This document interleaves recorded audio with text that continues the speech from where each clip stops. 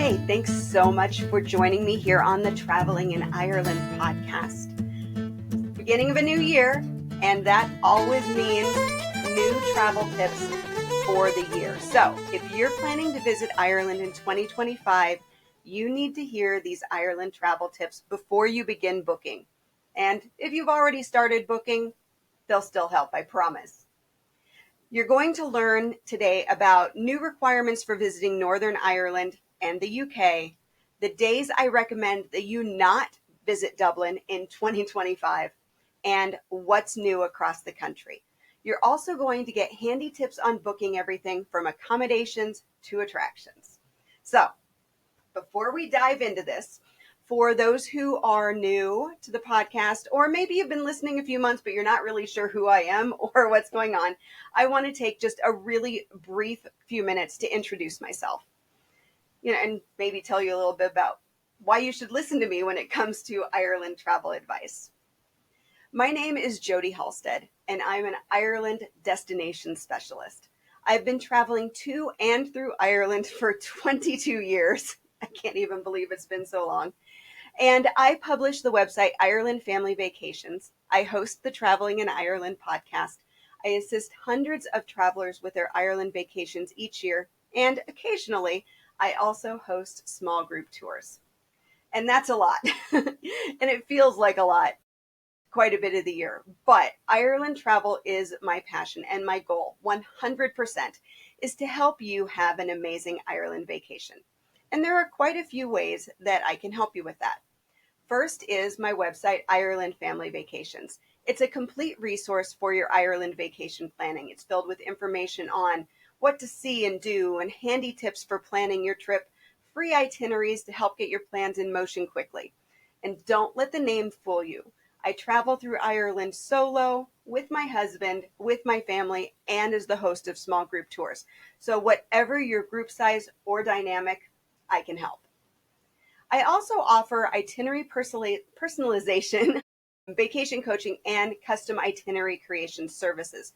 Now, what these are designed to do is to maximize your Ireland experience.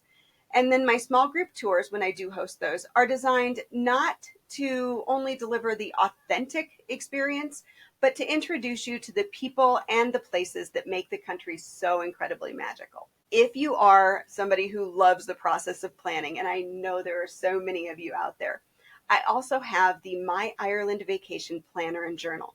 What this does is it walks you step by step through my expert planning process, from when to visit and how long the perfect vacation lasts, to what to see, where to stay, and even where to eat. Just guide you step by step through the process as you do your own research and fill it out. And on a more personal note, I have 2 teenage daughters who have been traveling to Ireland with me since before they could toddle.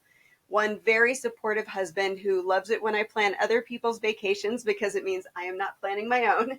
And one very large, very fluffy dog who prefers that we stay in the US and travel by RV so she can come along. So now that you know all about me, let's jump into what you need to know as you consider planning an Ireland vacation in 2025. So let's begin with any rules and restrictions. Currently, at the date of this recording, which is just before the brand new year of 2025 begins, there are no health restrictions in place for North Americans traveling to or from Ireland. But we all remember how quickly that can change. So I do have a few sites that you can check for updates when you travel. There are current rules for traveling to Ireland, current rules for returning to the US after international travel, and current rules for Canadians returning home after traveling abroad. So links for all of those are going to be found in the show notes, so be sure to check those when you're ready. I also want to touch on cancellation policies really quickly. You need to read and understand those policies before you click the book button.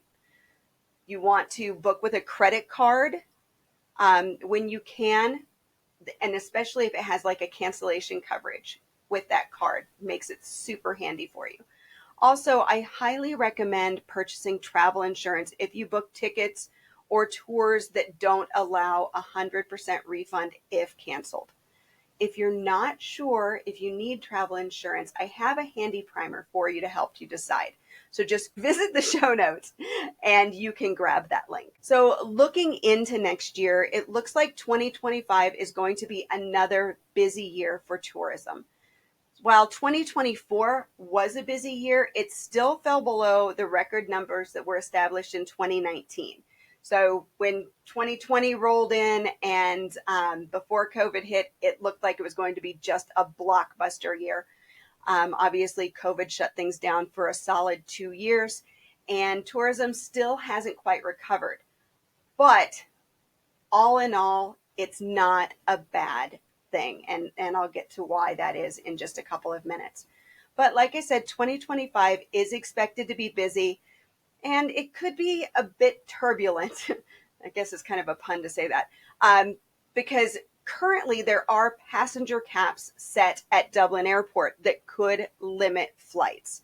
Now, these are under review and that could change. However, I'm actually hopeful that it's going to increase the flights into Shannon Airport, which is a perfect arrival spot if you plan to explore the West Coast. And maybe it will even add a direct flight or two from the US to Cork, which would be absolutely ideal. It's such a great airport. Let's jump into what's new in Ireland in 2025. The first thing, and probably the most important one, if you plan to visit Northern Ireland, is that you need to get a UK ETA. This is an electronic travel authorization, and you will need it to visit Northern Ireland as well as Scotland, Wales, and England if your travelers are taking you there. Now, this digital permit allows you to visit the UK for short stays. You apply using a mobile device or online. You pay a small fee. Right now it's £10, and you receive approval electronically. And it's usually pretty quick, under 2 days. Once you're approved, this is linked to your passport, and it's recommended that you have this done before you travel. For all the details on the UK ETA, as well as other documentation that you need for traveling in Ireland, you can visit the Paperwork and Passports Documents You Need to Visit Ireland article and get all the links and information. Now, Dublin's super popular. It's the first place most people visit because that's where the majority of international flights land. And Dublin is always busy, especially during the summer months. But the end of August this year is going to be exceptionally crazy. And I suggest you kind of avoid it. From August 16th and 17th, Oasis is going to be playing their reunion tour at Croke Park. So that's going to be a solid 3 or 4 days of up to 160,000 people in Dublin for those two concerts. The following weekend on August 23rd is the Aer Lingus Football Classic, and that's being played at Aviva Stadium. So they're expecting anywhere from 40 to 60,000 Americans to be coming in for that. It's Iowa State and Kansas State this year. Both of those football teams are well known for their fans traveling long distances to games. So, and I can tell you I am getting a lot of requests for assistance from those fans. So those days are going to be busy. Between the two events, you're going to expect nearly 200,000 people to descend on Dublin in a 10-day period. So that's going to mean sky-high accommodation prices, larger than normal crowds, and reservations needed absolutely everywhere. Dining, attractions, literally everywhere. So unless you plan to attend one of those events, I recommend avoiding Dublin from August 13th to the 27th. Just don't even go into the city. Something else new. This is fun. 2025 is the 125th anniversary of the death of Oscar Wilde. And the town of Enniskillen, where he attended school from 1864 to 1871, is planning a wild weekend, so WILDE, wild weekend, of fairy tale fantasy and frivolity for serious people. That's going to take place October 16th through 20th of 2025. And more information about the In Our Dreams Wilde Weekend Festival is expected to be announced in the spring. If you are a fan of Oscar Wilde, but you're not going to make it up to Enniskillen, then the third Oscarina, Oscariana, Oscarania, maybe that's it, festival in Dublin will also be taking place in October. For people who enjoy, shall we say, a brisk stroll, or maybe a little bit more, the 82-mile signed walking trail of St. Patrick's Way passes key sites related to St. Patrick, and it's celebrating its 10th anniversary in 2025. It begins at the Navan Centre in Armagh and ends at the Saint's final resting place at Down Cathedral in Downpatrick. Walkers will enjoy some of Northern Ireland's most spectacular landscapes while collecting stamps in a special pilgrim's passport. So that's a really, really nice trail to visit. And another trail, kind of known as Ireland's Camino. It's 115 kilometers, takes about 6 days to complete. And while it's not necessarily new, it is undergoing improvements. So I'm talking about St. Declan's Way Pilgrim Trail. It is actually a 1,500-year-old pilgrim path from Ardmore in County Waterford to the Rock of Cashel in County Tipperary. And it follows the route that Declan took when going to meet St. Patrick in the 5th century. So really an incredible trail. You find pilgrims on this all year, every year. They're really looking to make it more of an attraction than maybe it has been in the past. So definitely something to check out is Ireland's Camino. If you are a golfer, you may know that the 153rd Open Championship is taking place at the Royal Portrush Golf Club from July 14th to 20th. I'm going to say this kind of like I did for Dublin. If you don't plan to visit the area for the event, I would adjust your travel to avoid the inflated prices and crowds during that time.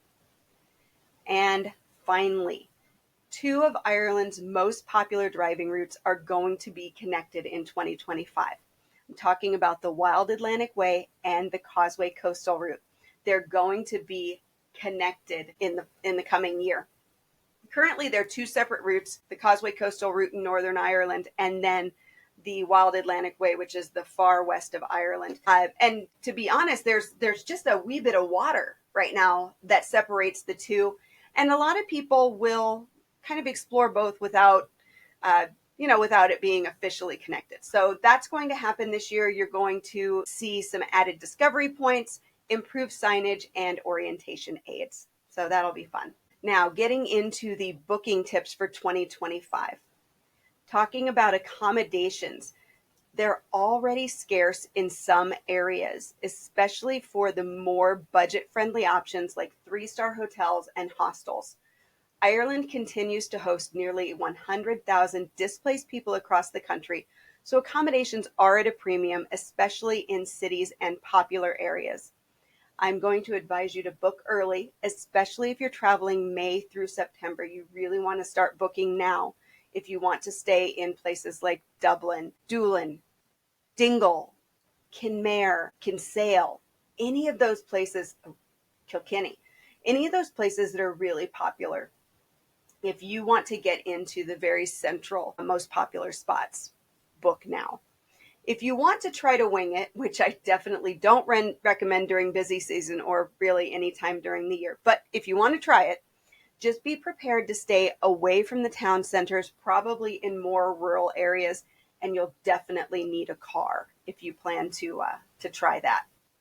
And if you have any special accommodations on your list, so you're talking about castles or manor houses, and again, those popular locations, always book those in advance. Talking about Ireland car rental, you want to book early to get the best prices on car rental, keeping in mind that car rental shortages may happen in the busier tourism months, and especially on larger vehicles. If you have a group of 5, 6, 7, 8, you definitely want to book your vehicle sooner rather than later, because those vehicles, they're scarce in quantity and they go quickly. So that means higher prices, demand, overwhelmed supply, just, kind of that whole rule of supply and demand. I want you to check out my new Renting a Car and Driving in Ireland resource page, because it's going to answer any and all questions that you have on this topic, whether it has to do with what size of vehicle to rent for a family of 5, or maybe it's about toll roads in Ireland or driving tips. It's all there, and you'll find it on the Renting a Car and Driving in Ireland resource page, which can be found at IrelandFamilyVacations.com/drive, DRIVE. And when you're comparing car rentals, don't forget to use my exclusive link to save 10% at Irish Car Rentals. And you'll find that at IrelandFamilyVacations.com/IC. Keep in mind when you are doing your budgeting that petrol costs in Ireland are, as of today, $6.65 per gallon. When you buy gas in Ireland, it's always by the liter, and 1 gallon is just over 3.5 liters. So you're looking about, I think it was €1.76 a liter, so $6.65 a gallon. Bus and train travel was super popular last year along the main tourist routes. I don't see that changing for the coming year. So do consider booking your public transportation in advance, especially if you're traveling with a group. For groups of 6 or more, especially really looking at groups of 9 or more, definitely. But 6 or larger, consider hiring a private driver guide. It may be the best money that you spend. Not only will everyone comfortably fit in the touring vehicle with plenty of room for luggage, but everyone's going to be able to enjoy the journey. For groups of 12 or more, plan to book early, as minibuses and touring coaches are in high demand. And you will find more information on hiring a driver guide at IrelandFamilyVacations.com/driver guide. It's all one word. When you are booking your tours and attractions, there are a few things you want to keep in mind. You want to book your tours and your must-see attractions like the Book of Kells, the Guinness Storehouse, Kilmainham Jail, and Newgrange in advance to avoid disappointment. The OPW spots, or the Office of Public Work locations, like Newgrange and Kilmainham Jail, both offer online booking. It's 30 days in advance for Newgrange and 28 days in advance for Kilmainham, and you want to do that prior to your visit because those both sell out almost the minute they go on sale. You want to log in at that 28 or 30-day mark at midnight Irish time if possible. So if you're on the East Coast, midnight Irish time is 7 p.m. the night before. If you're in the Midwest, it's 6 p.m. If you're in the mountains, it's 5 p.m. If you're on the West Coast, it's 4 p.m.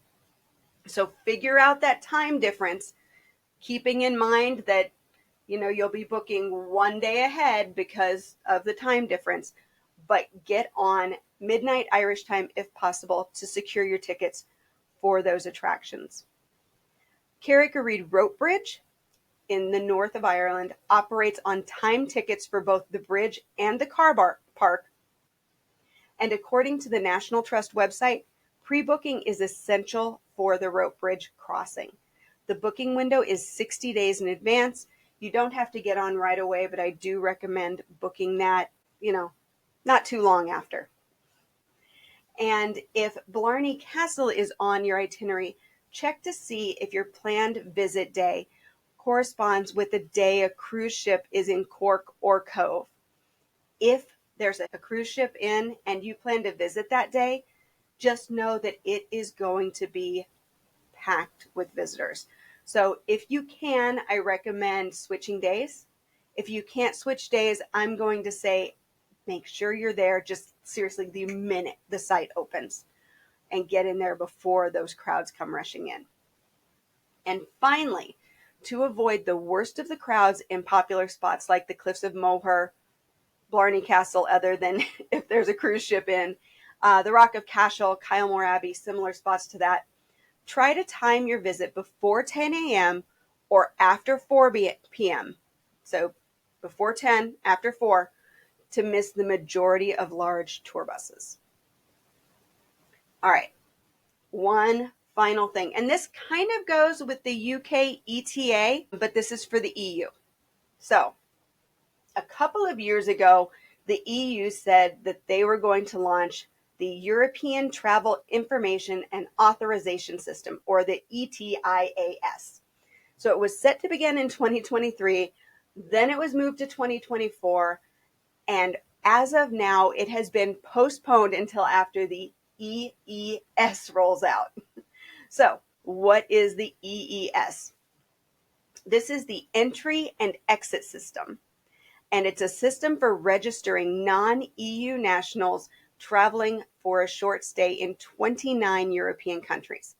Now, Ireland is part of the EU, but it is not a Schengen member country. So this does not apply to your Ireland vacation. Let me say that again. You do not need an EES to visit Ireland.